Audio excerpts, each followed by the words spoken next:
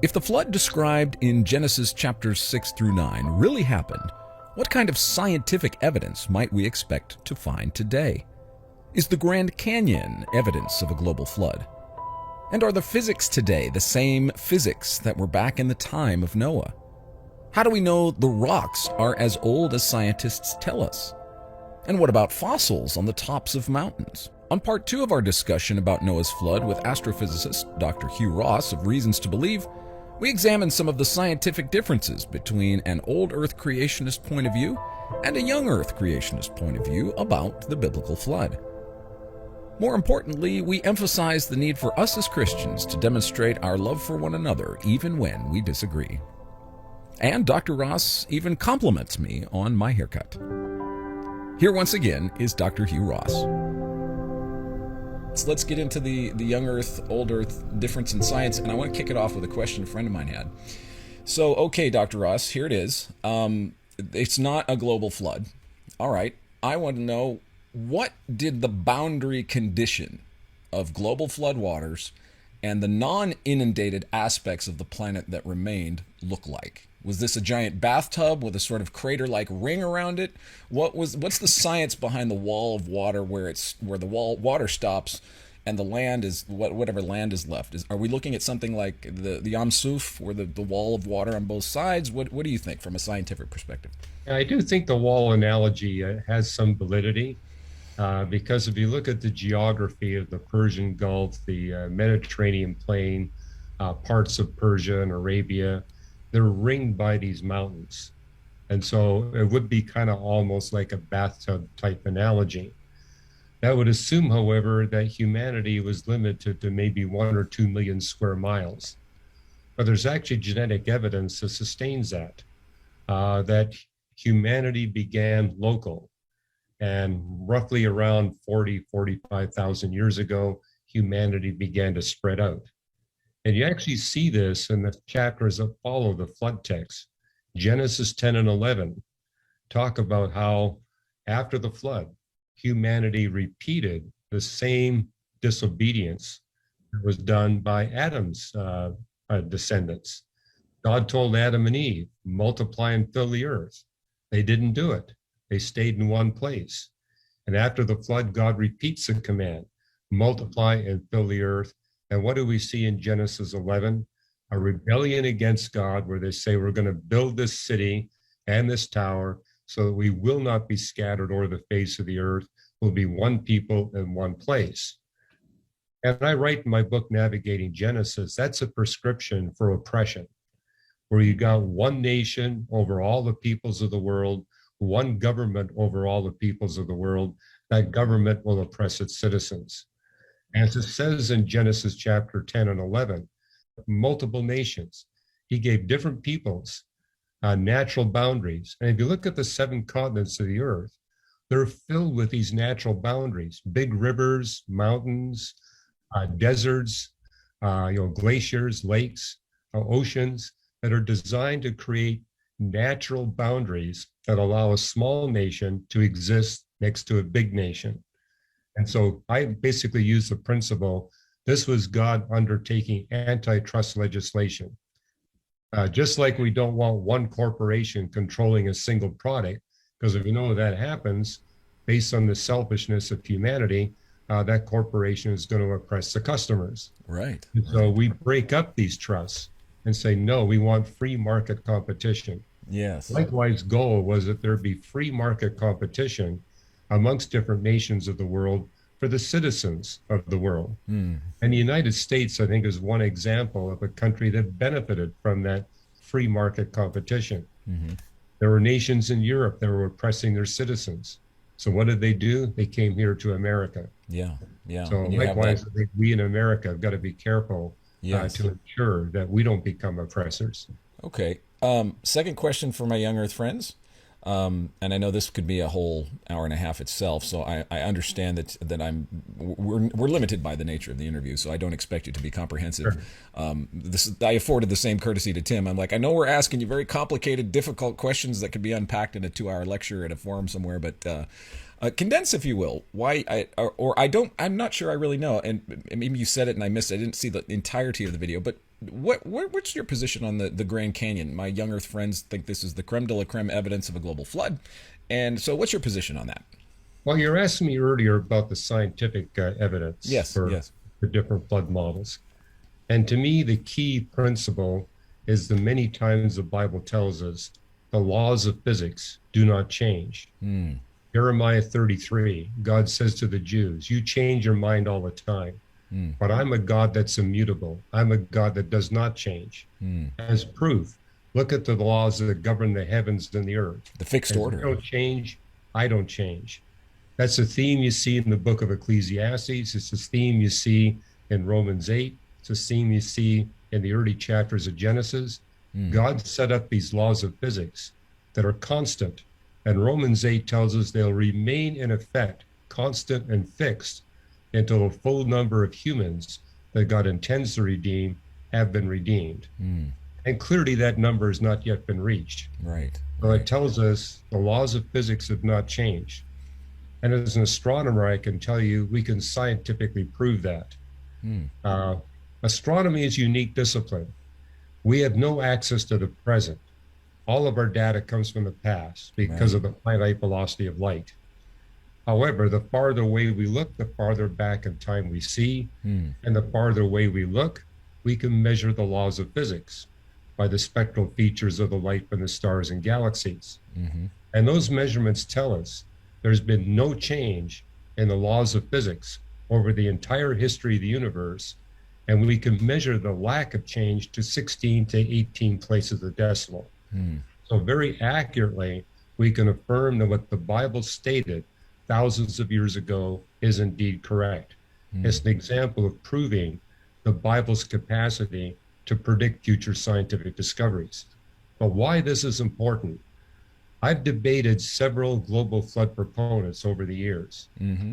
They all admit the only way they can sustain a global flood interpretation is with laws of physics that change by a factor of a million or a trillion times, Mm, a million or a billion times at the time of Noah's flood. And my point is, we got biblical texts that tell us that did not happen. And we get astronomical measurements that tell us that did not happen. mm. However, every single global flood proponent I've ever engaged says we cannot make our model work scientifically without radically altered laws of physics. For example, they have to explain how the floodwaters covered the whole face of the earth. And they always appeal to aggressive plate tectonics, that there was movements in the crustal plates of the earth that all happened within a 5-month window. Well, in order to make that happen, they need certain constants of physics to be different by at least a factor of a million, if not a billion times. And so, for example, every global flood proponent basically says something happened to the radiometric decay rates Mm-hmm. that actually permitted the possibility of a global flood. However, when I debated Marcus Ross, he did say we were really struggling with the problem that these long-lived radiometric isotopes are in our human body. Mm, We got potassium-40 in our human body. We got uranium-238. We got thorium-232. And if you accelerate the radiometric decay rates in order to make a global flood model possible, you wind up vaporizing the bodies of every human being and every animal on the face of the planet. mm. And the biblical text tells us that didn't happen. And it would have happened to Noah and his family as well. Mm. Clearly, that did not happen. Okay. And the Bible actually tells us, no, we're not talking about the potassium-40 decay rate being accelerated by a million times. That's Okay. not what we're talking about. Now, So I think scientifically, we got a problem here. yeah, there's from there's our a perspective. there's a big challenge with starlight. I know you have a unique perspective on the starlight time issue and how we read that in Genesis. I know some young Earth objections to these questions, so this is not for debate, Sure. but for you to address. Right. And I'll probably forget all of them, and I can hear my friends now going, "You didn't ask him about this," and so I apologize ahead of time to any of my friends that are listening that if I forgot your question. But For the sake of listeners, I do address them all in this book. Yeah, so if you wanna- I read yeah. all their arguments. right, And by the way, People can get a free chapter of this book just by going to Excellent. reasons.org/Ross. Okay, so there you go. If I forget a question, you've got a resource It's there. already there. That's already And I there. think that's the chapter we're giving away too. So Okay, great, fantastic, and we'll link that actually in the description notes of the podcast for everybody. So if you're interested in a free chapter of that, click on that link, and you'll send you over to Dr. Ross's ministry, and you can check that out. But question for you live here: let's take Joshua 10, right? So there's a pretty phenomenal intervention on God's behalf. Like if that really happened, the physics is like, I mean, this is something I hear from skeptics all the time, dude. You know what stopping the sun would incorporate in terms of all the physics that would be sort of interrupted or whatever. Why can't the flood, if we're speaking from a global young Earth perspective, why can't we go there? Why can't if we're stopping the sun, it seems like covering just 1/4 of the landmass of the Earth with water doesn't seem like a big deal. When you're talking about stopping the sun, I think the moon stopped too, and in addition, the idea that the earth was once all water in the beginning of creation. These are some objections that I've heard. What do you say to those things? yeah, going to the Joshua text, we need to understand that's written in Hebrew, biblical Hebrew, not English. Mm-hmm. A lot of English translations put it that God stopped the rotation of the earth. Yeah. If it happened, there would have been 0 survivors. Right. And actually, if you go to people who are fluent in biblical Hebrew, they'll tell you that's not what the text is saying. It is saying that there was either an extended period of light or an extended period of darkness in the valley of Ajalon. Okay. Now, my wife and I visited that valley in 1980. It's a small valley ringed by hills. Mm-hmm. And so we're talking about a relatively local area experiencing either a 24-hour period of darkness or a 24-hour period of light. Now, again, most English translations will put it as extra light. But as I've engaged my peers who are fluent in biblical Hebrew, they say it's more likely it's talking about an extended period of darkness. And given that this is, the Negev desert, Mm-hmm. it's probably more important for Joshua's troops to be cooled because it's really hot and dry in that desert. Right. And so they argue that darkness. Now, as a physicist, I could imagine the way God performed that miracle is to bring about an extraordinary meteorological event. Undoubtedly a miracle, because although those kinds of events happen in tropical and temperate rainforests, they never happen in a desert. Mm-hmm. So to get that happening in a desert where it becomes in the middle of the day as dark as night, that would be an extraordinary miracle. And so to me, what's more outstanding is the miracle I see in Hezekiah's lifetime. Yeah, the steps. Where the shadow of the sundial goes right. 40 minutes a time. Yeah. And what makes it particularly extraordinary, the miracle is also seen in Babylon, not just in Jerusalem, but in Babylon as well. Yeah. No longer talking a small valley. We're talking an area of about 600 miles minimum. Wow. That had this miracle. Now, what I find interesting about the text in Isaiah, it says that the priests of Marduk saw this miracle in Babylon and said, our God can't do those things. Wow. This has to be the real God, the God that the people in Jerusalem worship, and actually sent a delegation to Jerusalem to investigate the miracle. Wow. Now, in that case, I don't think we're looking at meteorology. We're looking, and by the way, it's a shadow moving back. So I think God supernaturally intervened with some kind of light to push the shadow back. Okay. Most people, Bible scholars I've talked to who are fluent in biblical Hebrew say, we think it's God's Shekinah glory shining in both downtown Babylon and downtown Jerusalem to make the shadow go back. Which it certainly could, But God can do that. yeah. And this is important when we engage atheists. Atheists, when they look at the Bible, think that God's limited to only one kind of miracle. Yeah. No, he's got a treasure chest That's of right. different miraculous tools he can use at different times and different places. Okay. So I look at the miracle of Joshua as being quite distinct from the miracle we see recorded in Isaiah 38. Okay. All right. Well, thank you for that. What do you say to those who would object to your objections that this wasn't a global flood by pointing to the fact that the Earth was once covered totally in water in Genesis chapter 1? Isn't it not possible for that to happen at least one other time?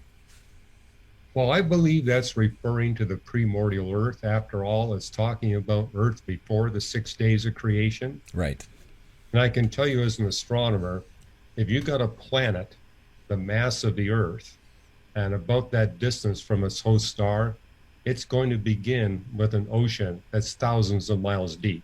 Matter of fact, we're discovering Earth-like planets. And if we can measure their water content, it comes in at 500 times greater than what the Earth has. And that's because water is extremely abundant in the universe. And so the Earth began with a huge amount of water.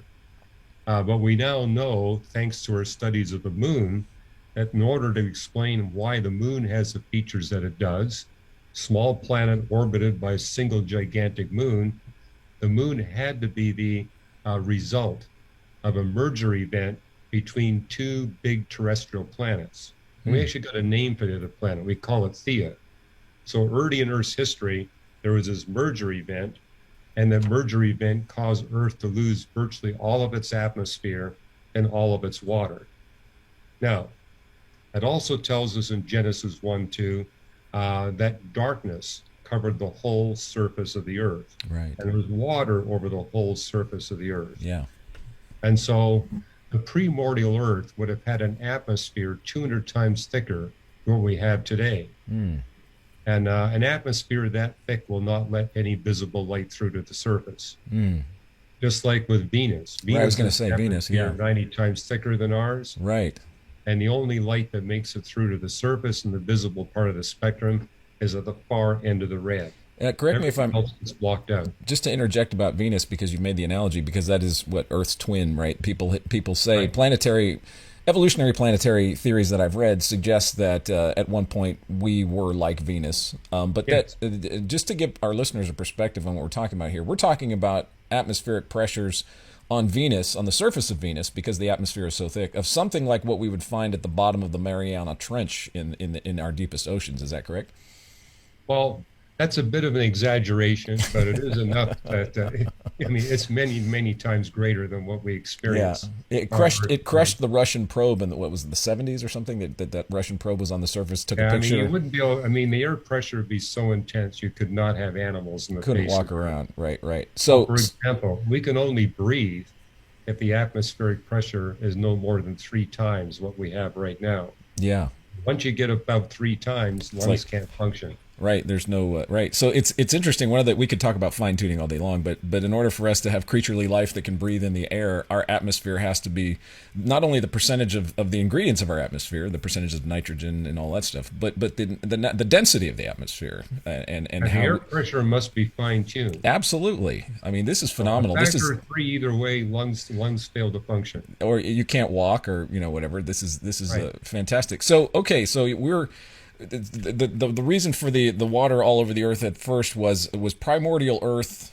Were the physics of our planet different, Dr. Ross, or were they the same physics, or what were they? Was this water world, if you will? No reference to the Kevin Costner movie, but was this water world in Genesis the same physics were going on, or was the Earth smaller, bigger? What's your understanding? The same laws of physics were operating. The primordial Earth was a little bit smaller than the present Earth because Okay. the merger with Theia increased our mass. But that merger also eradicated almost all of our water and atmosphere. Oh, okay. And that was a good thing because the primordial Earth had way too thick of an atmosphere and way too deep of an ocean. And so getting a thin layer of water on the surface of the Earth actually made it possible for plate tectonics to produce continents. Okay. And by the way, we now have evidence that the continents appeared rapidly. We used to think it was a gradual process of continent building. Right. We now know that the first great oxygenation event coincided with over 90% of the continent's formation that we see today. Okay. So what Genesis Creation Day 3 states, back in 2018, scientific discoveries proved that it got it right. Okay. Well, we have just a couple of more. I want to wrap up with this one because this is a biggie. This is probably the most contested thing between I would say the young Earth and old Earth camps. And I want to kind of interject with this, and you're probably familiar with the story given as much research as you've done. You mentioned at the beginning of our broadcast the various hundreds of different legends of a flood story that exist, almost more pervasive than creation stories. And in fact, That's correct. I'm reading a book right now that I'll be interviewing a gentleman at the end of this week about flood stories, about Native American, First Nation people flood stories in South America, Canada, and North America, or the United States area. One of them I ran across, and I keep running across in the research, is this oral tale of the Hualapai of northern Arizona, who inhabited in and around the Grand Canyon region. And they had this tale of a flood legend that pre-existed the conquistadores' arrivals or any missionary contacts. The same with the Tarahumara Indians of the Copper Canyon region in Mexico. They're very isolated from not only one another, but from Europeans. They all have this idea of a flood legend because the Copper Canyon and the Grand Canyon are very geologically very similar. And so their flood legends are directly related to the topography of the canyon. The canyon exists because there was a flood, and so their ancestral tales that they tell incorporate, well, why this big hole in the ground? And so of course, young Earth creationists and Tim Clary, Dr. Tim, advocate that the Grand Canyon is evidence of a global flood. And here are some Native American stories that seem to corroborate with that. What's your position on the canyon? Well, take a look at Genesis 10 and 11. Those two chapters tell us that humanity after the flood was local, and then God scattered them over the whole face of the earth. You got this interesting reference in Genesis 10:25 that it happened in the days of Peleg when the earth was divided. And I believe that's a reference to the breaking of the Bering Land Bridge. Okay.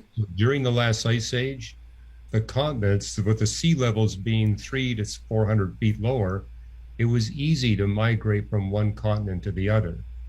But at the close of the last ice age, the sea levels rose, and they rose very rapidly, which basically cut off the people in North and South America from the people in Asia. The Bering Strait became impassable.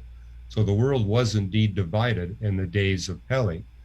But we would expect that as God scattered these peoples out of the Persian Gulf, Mesopotamian region, into all the locales of the world, they would have taken their creation stories with them. They would have taken their flood stories with them. So I would anticipate no matter where you go on planet Earth, you're going to find a flood story. Okay. It's more recent than the creation event. And so I would expect that to be more pervasive than the creation stories because it's more recent. But they took and the fact that we see it everywhere tells us something must have happened of catastrophic proportions. Sometime in the early history of humanity to explain why all these different cultures have a flood story. What about as far as the Grand Canyon goes? Yes. No, what we do know about the Southwest at that time is you were having a tectonic uplift taking place. Okay. You also had the Colorado River. And so as the uplift took place, you got the Colorado River cutting through that. Okay. And that happens in other places of the world too, where you got tectonic uplift and a major erosive river occurring, you're going to get a deep canyon. Okay. The Grand Canyon's not the only deep canyon on planet Earth. Right. And it's not always tectonic uplift. I mean, Hawaii, you've got volcanic uplift, and you've got rivers. Wherever you got a lot of rain coming down or snow melt, you're going to get these canyons being carved. So the Grand Canyon is not alone. Okay. We see similar canyons like that everywhere, but it only happens where you got either a lot of rainfall or snow and ice melting, and you got some natural uplift phenomena occurring, either tectonic uplift or volcanic uplift occurring. Okay. And so all that, and I'm sure you've interviewed people who are experts on the geology of the Grand Canyon that will confirm all this. I mean, we got the radiometric dating to tell us exactly over what time period all this took place. And given that the laws of physics don't change, we can trust those radiometric dates. Now, I would be amiss if I didn't ask on behalf of my young Earth creationist friends. They'll say, come on, Dr. Ross, you're assuming millions of years, and you need millions of years for a river to do the carving. If we don't have millions of years, you need a catastrophe to happen quickly. Aren't you just presuming a template in order to explain the way the canyon works? Well, it takes time to carve these things out. If you have a very sudden massive flood, it doesn't do that much. Okay. I mean, we got examples of that in the Mississippi Valley. Yeah, you mentioned that earlier. This huge flood that took place 30 years ago. Today, you go to that region, and we see no evidence of the flood. I mean, we're talking 50 feet lasting 4.5 months, and just 30 years later, we can't find a trace of that. In order to get long-lasting geological evidence, you need a significant passage of time. Okay. So I would argue that what we see in the Grand Canyon does fit that this was taking place over a long period of time. Okay. And, well, we can see that elsewhere, that whenever you got a rapid flood, you see local evidence for a period of time. I mean, certainly in the Mississippi Valley, they saw evidence at that time. But now there's been enough running of water through that area where that evidence basically has been washed away. Okay. Okay. What do you say about this? Just came to mind. What do you say about the way the canyon-like geography that was formed after Mount St. Helens? This seems to be a favorite young Earth creationist argument. That here we have something like a canyon that was formed very quickly. Does this have any relevance to flood geology? Well, they basically cite Mount St. Helens to try to critique the radiometric dating methods that are used. Okay. However, each radiometric isotope has a range where you're going to get a reliable date. Okay. You typically have to be within a factor of 7 of the radiometric half-life. And what we see in Mount St. Helens is you've got young Earth creationists using the wrong radioisotopes to say, hey, the ages don't work. No. This radiometric tool told us it was several million years old, and we know this happened just 20 years ago. Well, they used the wrong radiometric isotope. You got to use an isotope that's within a factor of 7 of the actual date. Okay. So like carbon-14 is useless to date something that's only 300 years old. Right. It's also useless to date something that's 100,000 years old. Okay. You've got to be within range of the 5,715-year half-life.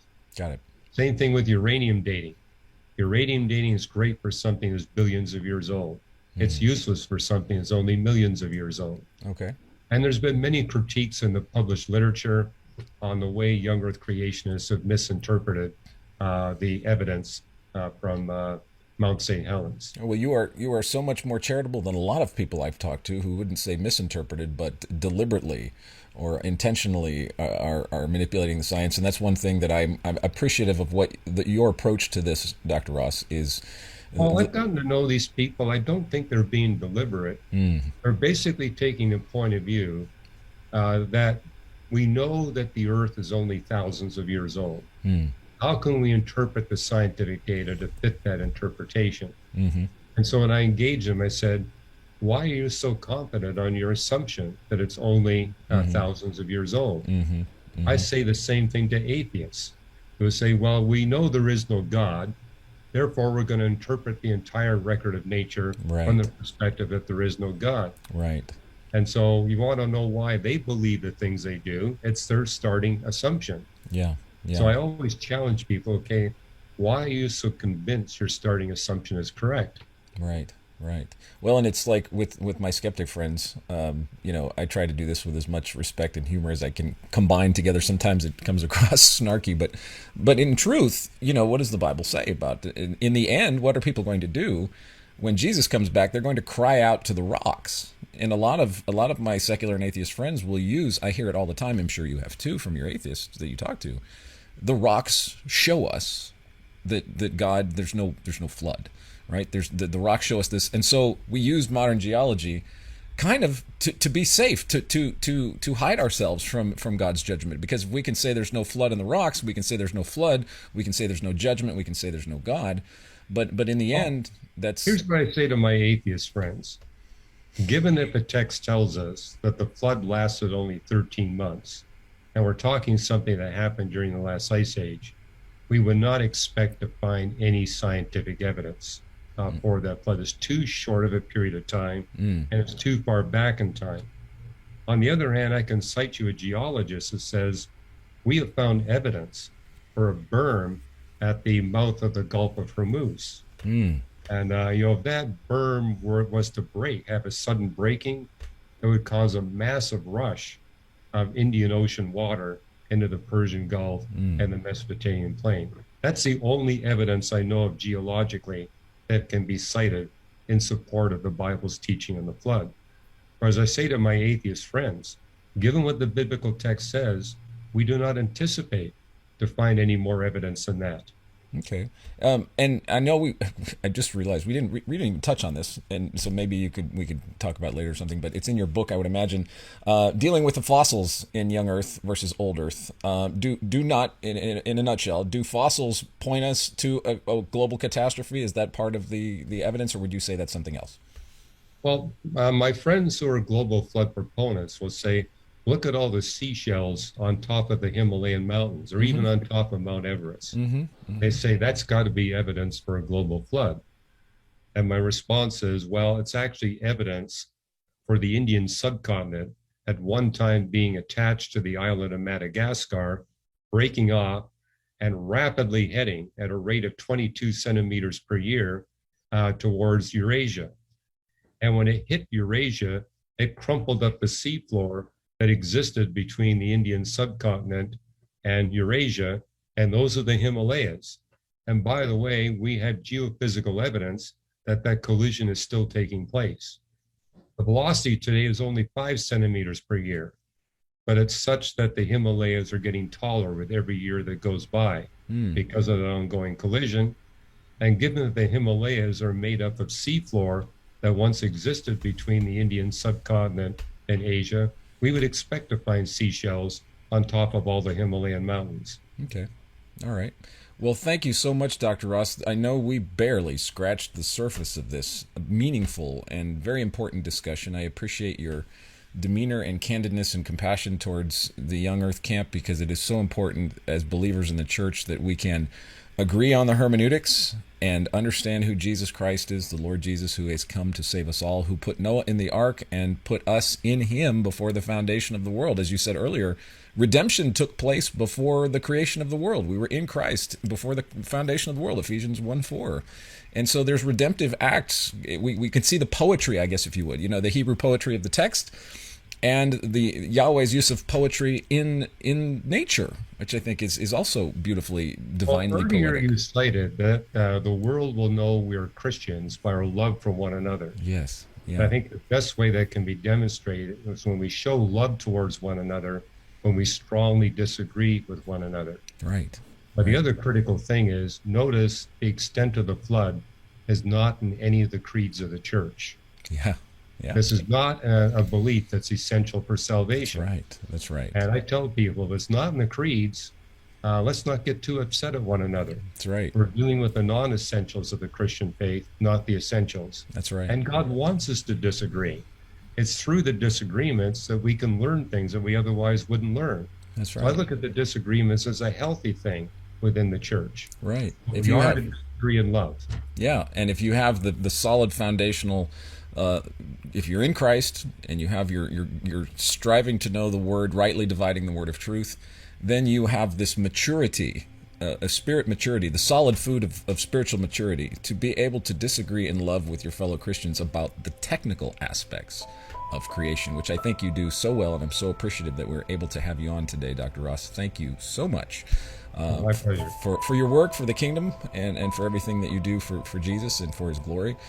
Your ministry has touched, as you know, many, who knows how many people.